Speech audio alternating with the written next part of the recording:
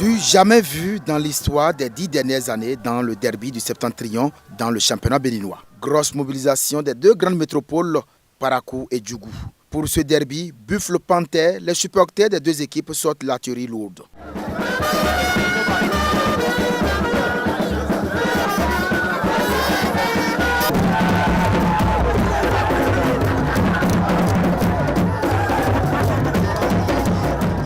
Dans les coulisses, entre joueurs des deux équipes, c'est les accolades, signe du caractère fair play de la rencontre.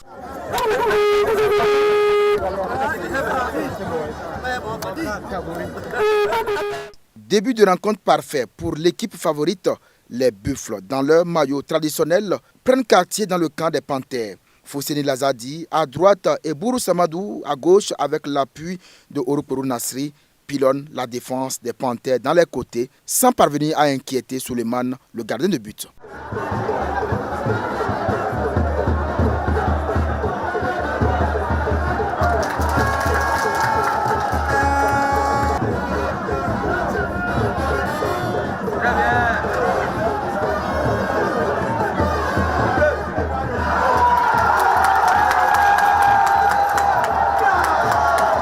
Galvanisés par leurs supporters qui ont fait le déplacement, les Panthères sortent leurs griffes avec des enchaînements.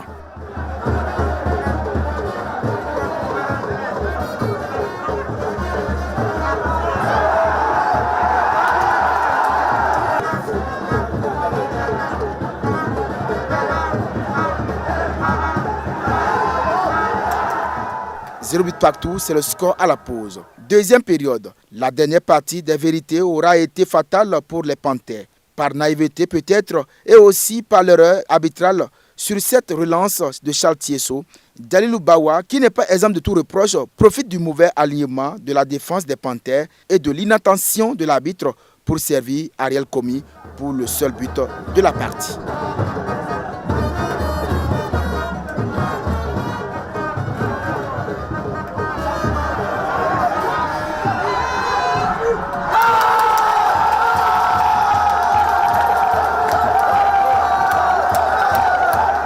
On est heureux, tout simplement heureux, parce que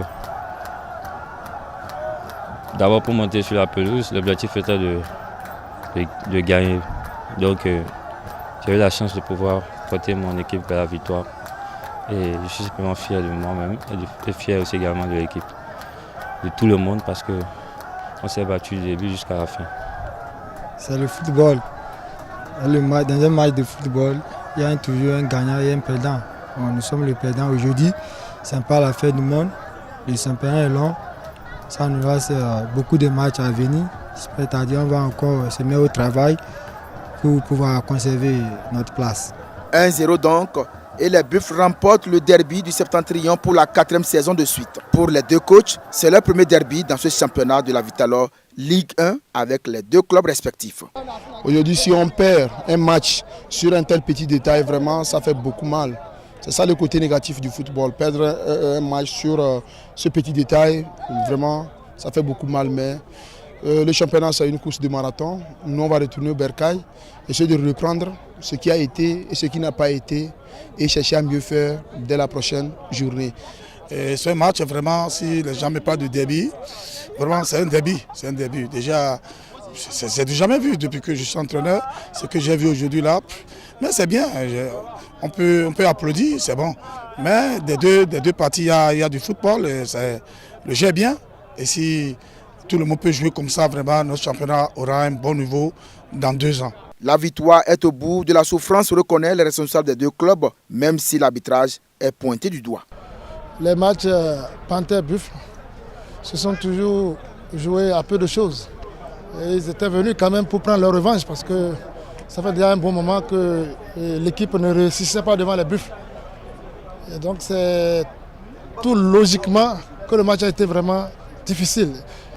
L'équipe des Buffles a réussi en seconde partie à concrétiser la légère domination qui était à leur actif. C'était ça l'essentiel. Je crois que toutes les prévisions vraiment ont été satisfaites. Vous avez vu, on a dit que c'est un derby. Vous avez vu déjà la chaleur au niveau même déjà des supporters. Et vraiment, ça a été un grand match. Un grand match.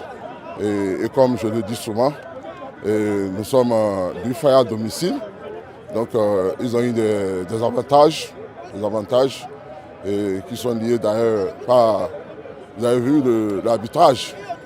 C'est ça le football, c'est ça le championnat béninois. Cela fait 4 années de suite que les Panthères n'y arrivent plus dans le derby du Septentrion. Vivement la manche retour pour vaincre le signe indien.